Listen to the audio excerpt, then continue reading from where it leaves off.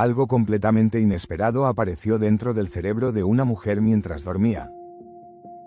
Una enorme ola de líquido recorría lentamente su cabeza. Los investigadores nunca habían observado algo parecido en un cerebro humano vivo. Boston, 2019. Una mujer duerme dentro de un escáner de resonancia magnética. Sobre su cabeza, decenas de electrodos registran cada cambio en la actividad de su cerebro. Los investigadores esperan a que entre en sueño profundo. Entonces ocurre algo extraordinario. La actividad eléctrica cae. El volumen de sangre dentro del cerebro cambia. Y, unos segundos después, una enorme ola de líquido cefalorraquídeo atraviesa el cerebro. Una ola. Después otra. Y otra más. Aquellas imágenes confirmaban que algo extraordinario estaba ocurriendo. Estudios anteriores ya sugerían que este líquido participaba en la eliminación de sustancias de desecho del cerebro. Pero observar aquellas enormes olas en un cerebro humano vivo cambiaba completamente la historia. Había una paradoja. El cerebro no tiene un corazón, no posee una bomba muscular capaz de mover semejante cantidad de líquido. Y sin embargo, mientras aquella mujer dormía, su cerebro estaba moviendo enormes cantidades de líquido con una precisión extraordinaria. No mediante un corazón, no mediante una bomba tradicional, sino utilizando un mecanismo completamente distinto. Un mecanismo que permaneció oculto durante décadas, y cuyo descubrimiento obligó a replantear cómo funciona el cerebro mientras dormimos. Lo que estaban viendo aquella noche era la primera pista de un sistema que podría cambiar nuestra comprensión del sueño, la memoria y las enfermedades neurodegenerativas. El sistema oculto que limpia tu cerebro mientras duermes. Universidad de Rochester, 2012. Un ratón está bajo un microscopio de 2 fotones. Los investigadores introducen una pequeña cantidad de trazador fluorescente en el líquido cefalorraquídeo que rodea su cerebro. Y esperan. No están buscando una nueva parte del cerebro. Están intentando resolver un problema mucho más antiguo. ¿Cómo sale del tejido cerebral todo aquello que sus células ya no necesitan? Entonces, en la pantalla, el trazador empieza a moverse. No al azar. Avanza siguiendo los espacios que rodean a las arterias mientras penetran en el cerebro. Por primera vez, una posible ruta de intercambio está apareciendo en tiempo real. Durante décadas, el cerebro había parecido una excepción anatómica. Tenía vasos sanguíneos. Tenía líquido cefalorraquídeo. Pero dentro de su tejido no aparecía la red linfática convencional que existe en otros órganos. Y, sin embargo, aquel trazador estaba encontrando un camino. Los vasos sanguíneos no solo transportaban sangre. A su alrededor existían espacios capaces de servir como rutas para el movimiento de líquido y solutos. Las células gliales, especialmente los astrocitos, envolvían esos vasos con sus prolongaciones. Y aquella arquitectura parecía formar parte de un sistema de intercambio que hasta entonces había pasado desapercibido. Nedergaard y sus colegas le dieron un nombre. Sistema linfático. La G venía de la glía. Y por primera vez, una pregunta que llevaba años abierta parecía empezar a tener una respuesta. El cerebro no necesitaba una copia exacta del sistema linfático del resto del cuerpo. Parecía haber encontrado otra manera de mover parte de sus fluidos y residuos. Pero aquel descubrimiento todavía tenía un problema. Habían encontrado una ruta. No sabían cuándo funcionaba mejor. Y un año después, al comparar un cerebro despierto con uno dormido, apareció una diferencia que nadie esperaba. Una diferencia lo bastante grande como para cambiar toda la historia. La diferencia apareció durante el sueño. Cuando midieron el espacio entre las células, encontraron algo que no esperaban. En los ratones dormidos, ese espacio era mucho mayor que durante la vigilia. El resultado fue difícil de ignorar. Durante el sueño, el espacio intersticial aumentó alrededor de un 60%. No significaba que el cerebro se hubiera encogido un 60%. Significaba que el espacio disponible entre sus células había cambiado de manera extraordinaria. Como si una ciudad densamente congestionada separara sus edificios durante unas horas y abriera nuevos corredores entre ellos. Y cuando esos corredores se abrían, el intercambio entre el líquido cefalorraquídeo y el líquido que rodeaba las células aumentaba de forma marcada. El mismo cerebro, la misma anatomía, pero dos estados físicos diferentes. Despierto, una configuración. Dormido, otra. Entonces hicieron algo todavía más importante. Introdujeron beta-amiloide marcada dentro del cerebro y midieron cuánto tardaba en desaparecer del tejido. Durante el sueño, su eliminación fue más rápida. Aquello convertía el experimento en algo mucho mayor que una historia sobre agua. La beta-amiloide es una proteína producida naturalmente por el cerebro. Y también es una de las moléculas que, cuando se acumula de determinadas formas, aparece en la patología de la enfermedad de Alzheimer. Por primera vez, el sueño estaba conectado experimentalmente con la eliminación de una molécula que décadas después podía convertirse en parte de una enfermedad devastadora. Pero había que tener cuidado. Esto estaba ocurriendo en ratones. No demostraba que dormir previniera el Alzheimer. Ni demostraba todavía que el cerebro humano utilizara exactamente el mismo mecanismo. Lo que sí demostraba era algo más básico. El sueño no era simplemente un cerebro haciendo menos cosas. Era un cerebro entrando en otro estado físico. Y aquel nuevo estado parecía favorecer el movimiento de fluidos y la eliminación de determinados solutos.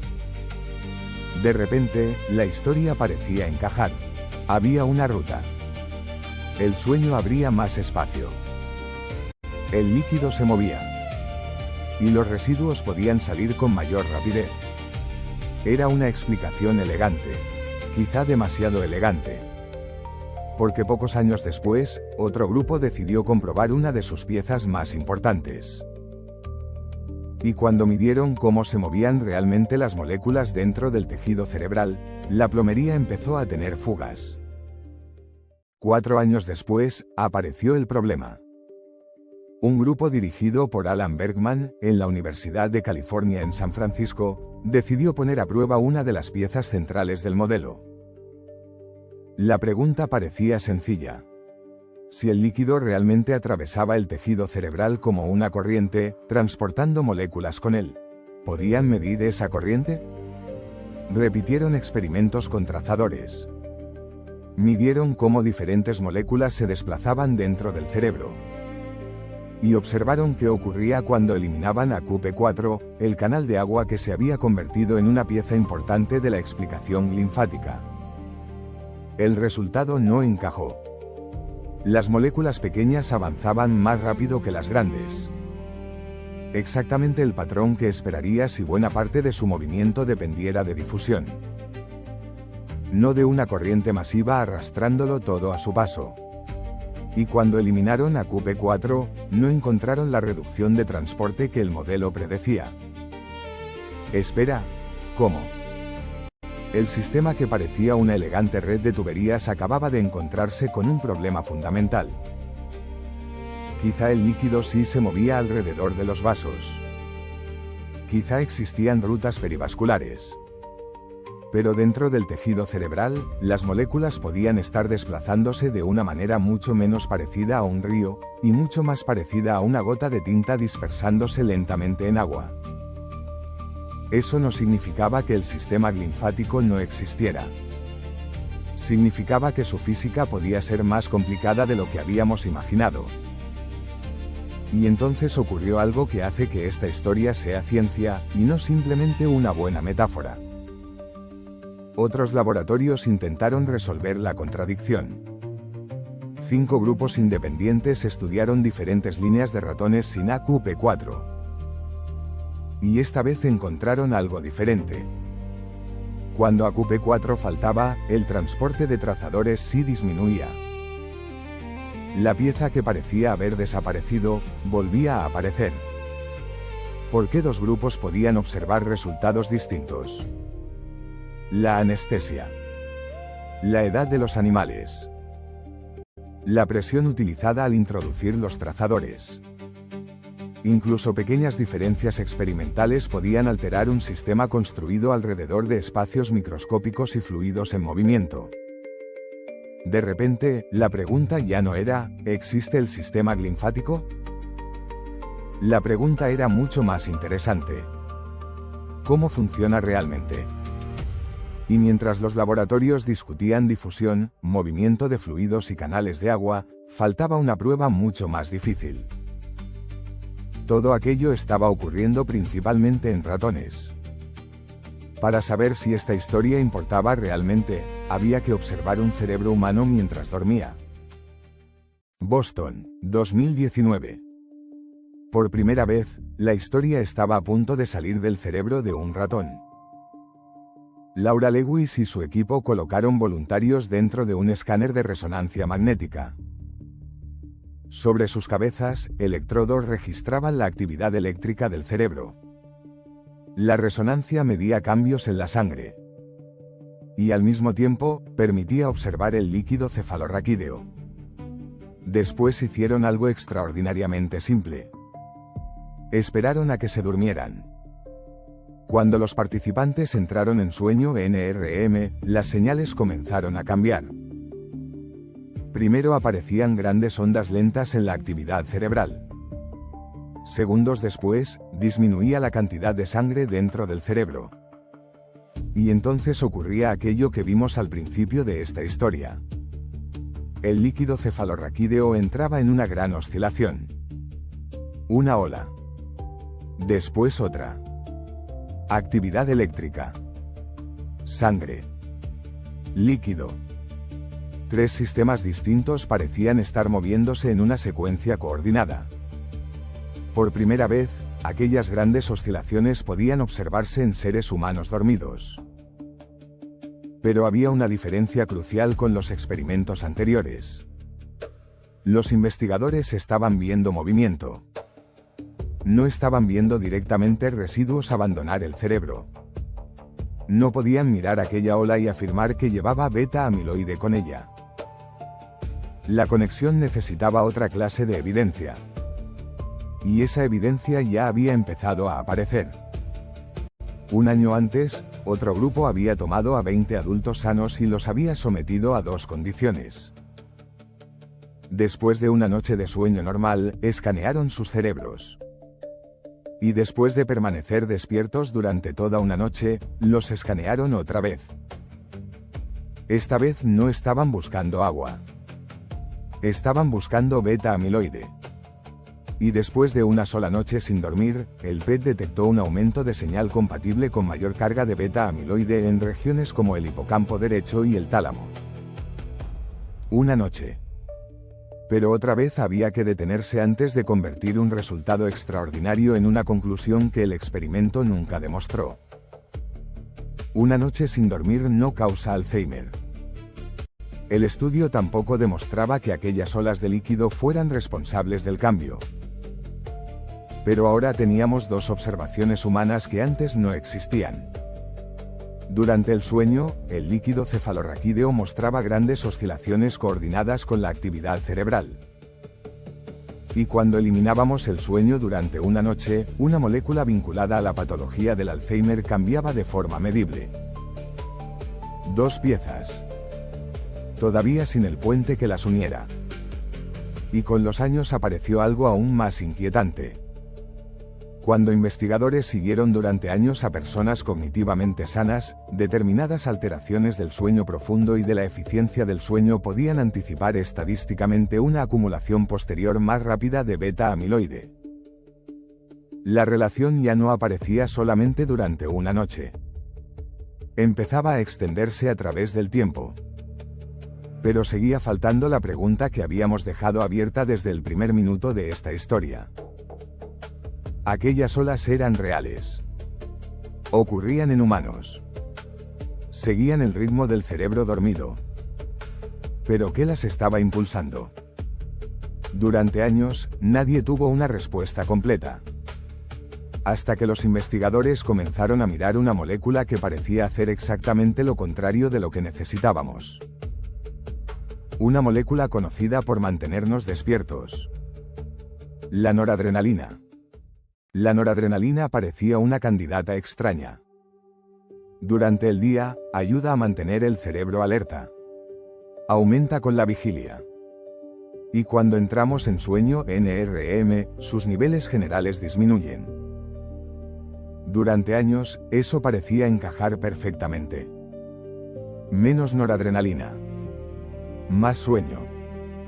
Más intercambio de fluidos. Pero esa explicación tenía un problema. La noradrenalina no desaparecía. En 2025, un equipo dirigido por Natalie Haulund y Maiken Nedergaard decidió observarla mientras los animales dormían. No midieron solamente si estaba alta o baja. Midieron cómo cambiaba segundo a segundo. Y entonces apareció un patrón que había estado escondido dentro del sueño. La noradrenalina subía ligeramente. Después bajaba. Volvía a subir. Y volvía a bajar. Oscilaciones lentas. Repetidas. Pero la noradrenalina no era lo único que oscilaba. Los vasos sanguíneos también cambiaban. Se contraían. Se dilataban. Una y otra vez. Espera, ¿cómo? Cada oscilación de noradrenalina estaba relacionada con cambios en el diámetro de los vasos. Y esos cambios alteraban el volumen de sangre dentro del cerebro. Cuando el volumen sanguíneo cambiaba, el líquido cefalorraquídeo también respondía.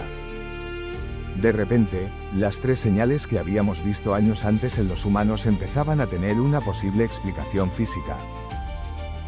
No era una bomba escondida en alguna parte del cráneo.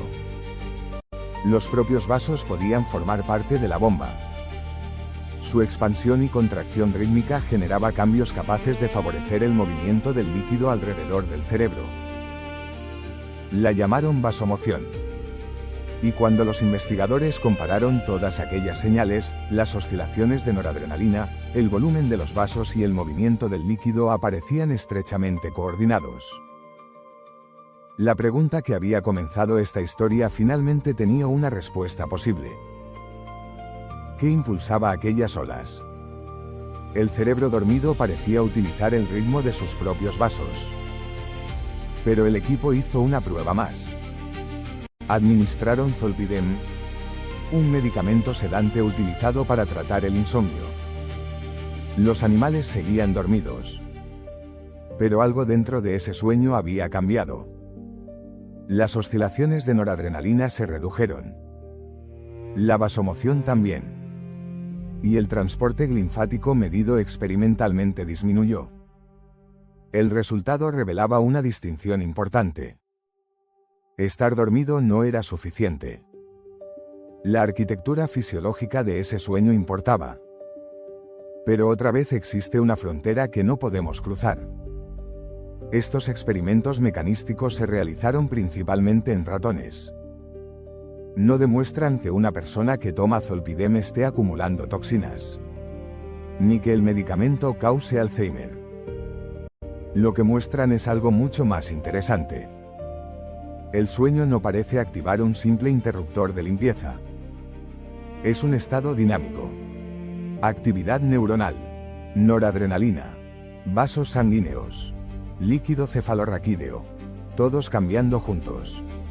La bomba que estábamos buscando podría no ser una estructura. Podría ser un ritmo.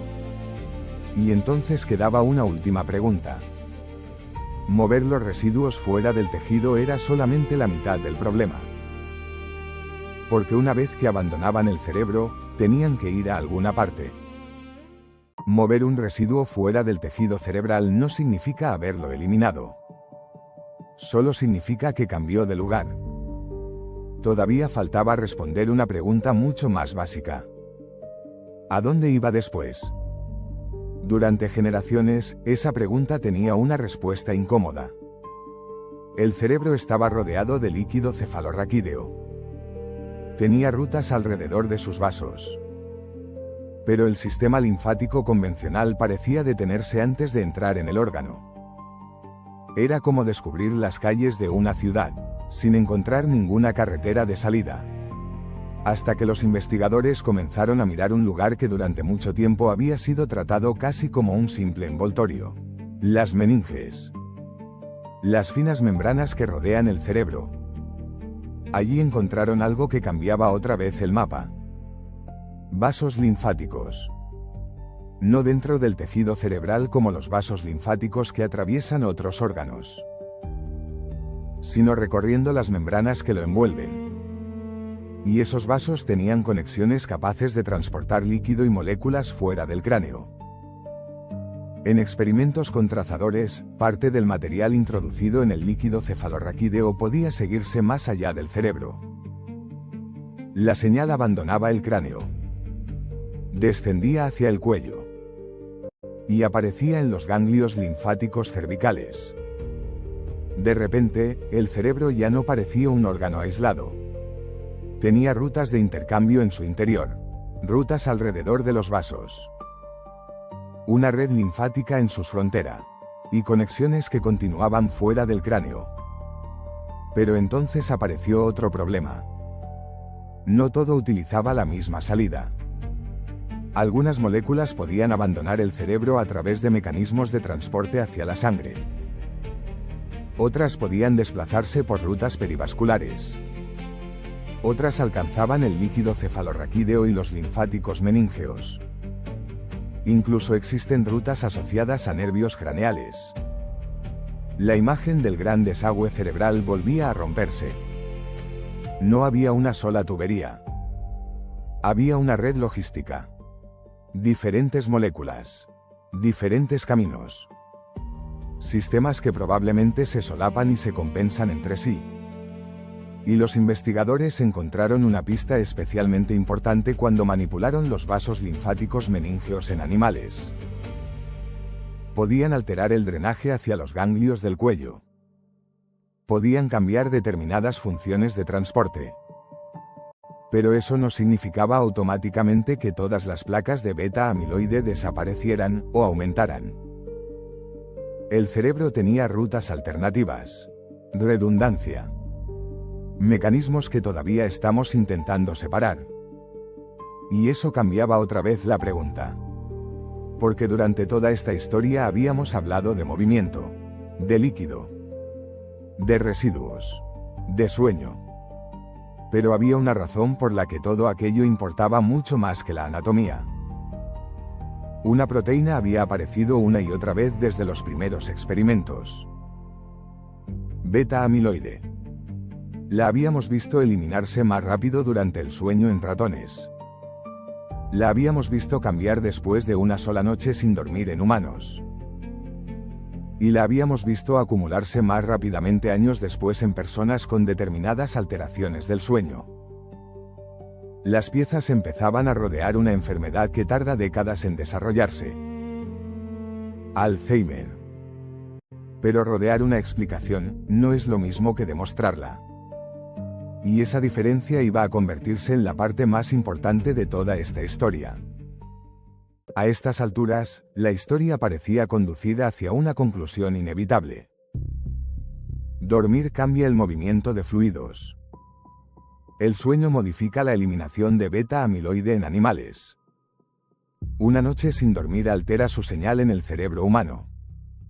Y determinados patrones de sueño pueden anticipar una acumulación posterior más rápida.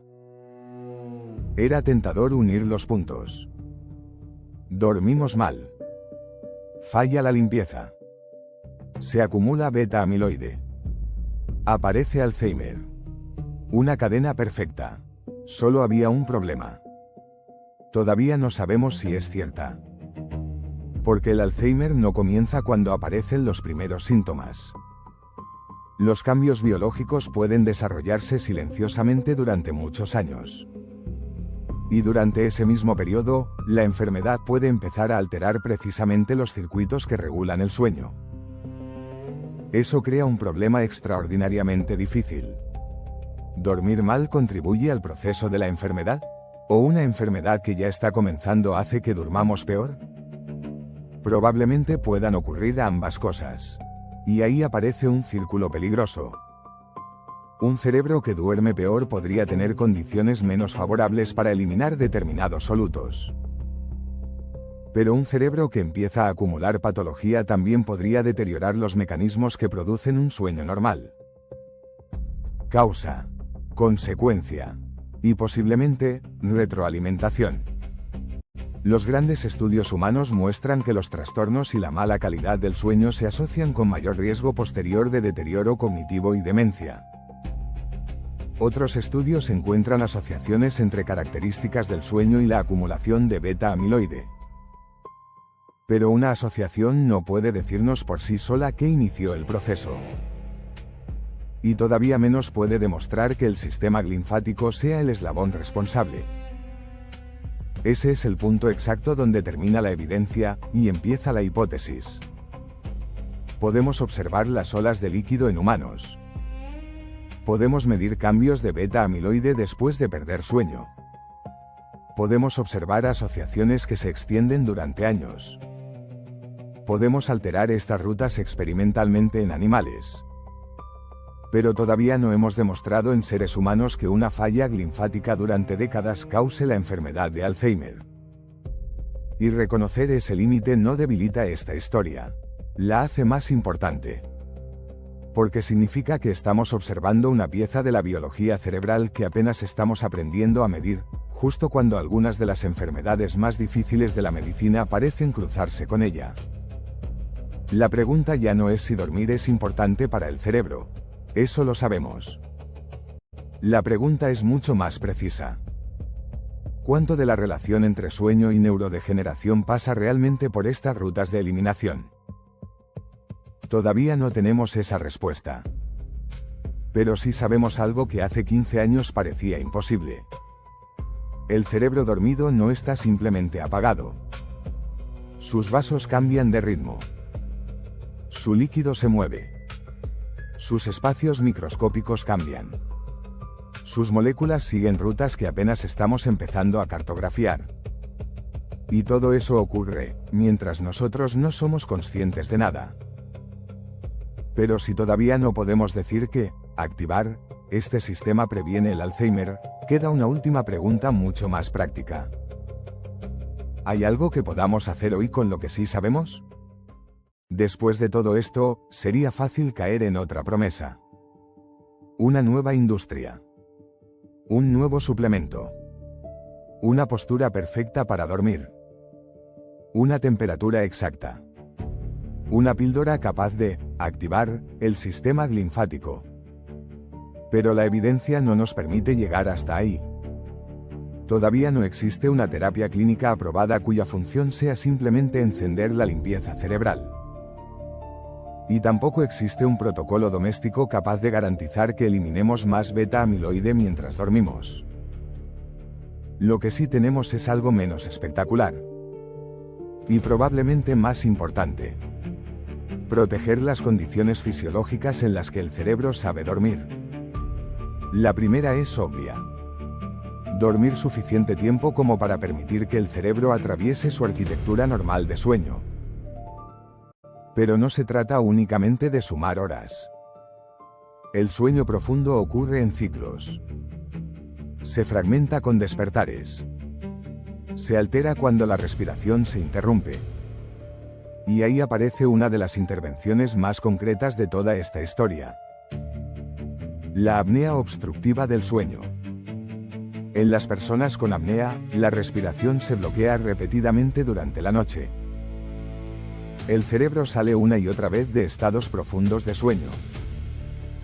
A veces sin que la persona recuerde haberse despertado. Estudios de imagen han encontrado que quienes padecen apnea presentan alteraciones en marcadores relacionados con el transporte perivascular cerebral. Y algunos trabajos preliminares sugieren que tratarla con presión positiva continua, CPAP, puede mejorar parte de esas señales. Eso no convierte al CPAP en una máquina para lavar el cerebro. Significa algo mucho más sencillo. Si existe un trastorno que destruye la arquitectura del sueño, tratarlo importa. Después está el ejercicio. Durante años, la relación entre actividad física y sistema linfático procedía principalmente de animales. Pero en 2025, investigadores estudiaron a voluntarios sanos antes y después de 12 semanas de ejercicio regular. Las imágenes mostraron cambios compatibles con un aumento del transporte linfático y del flujo de los vasos linfáticos meníngeos.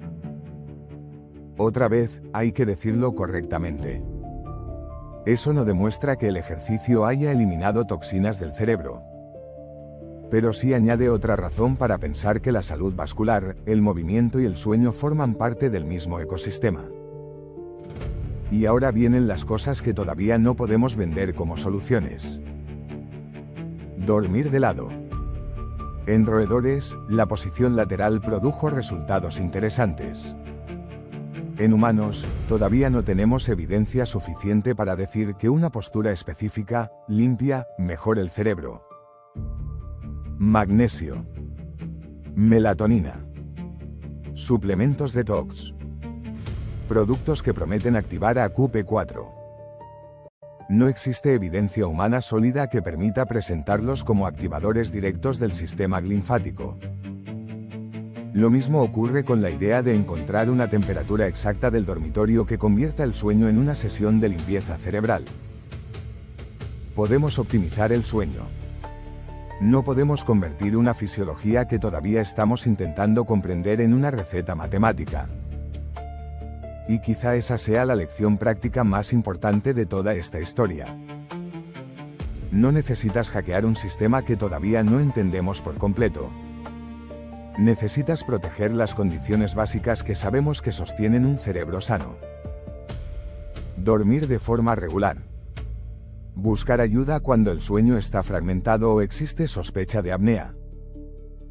Mantener actividad física. Y desconfiar cuando alguien promete que una cápsula, una postura o un dispositivo puede desintoxicar tu cerebro durante la noche. Porque después de 13 años de investigación, la ciencia ha descubierto algo mucho más interesante que un hack. Ha descubierto que dormir no significa dejar de hacer cosas. Significa que el cerebro cambia de estado. Cambia su actividad. Cambian sus vasos. Cambian sus fluidos. Cambian las rutas por las que se mueven algunas de sus moléculas. Y quizá por eso la pregunta correcta nunca fue, ¿cómo puedo obligar a mi cerebro a limpiarse? Sino otra. ¿Qué está intentando hacer mi cerebro cada noche cuando finalmente dejo de interferir? Boston, 2019. Dentro del escáner, una persona sigue dormida. En la pantalla, la actividad eléctrica de su cerebro vuelve a cambiar. La sangre responde. Y desde la base del cráneo aparece otra vez aquella ola de líquido cefalorraquídeo. Al principio de esta historia, no sabíamos qué estábamos mirando. Ahora sabemos un poco más. Sabemos que el sueño cambia el estado físico del cerebro.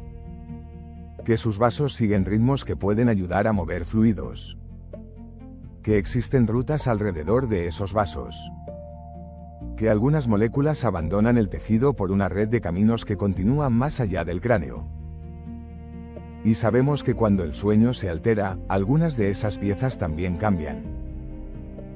Pero todavía no sabemos dónde termina esta historia.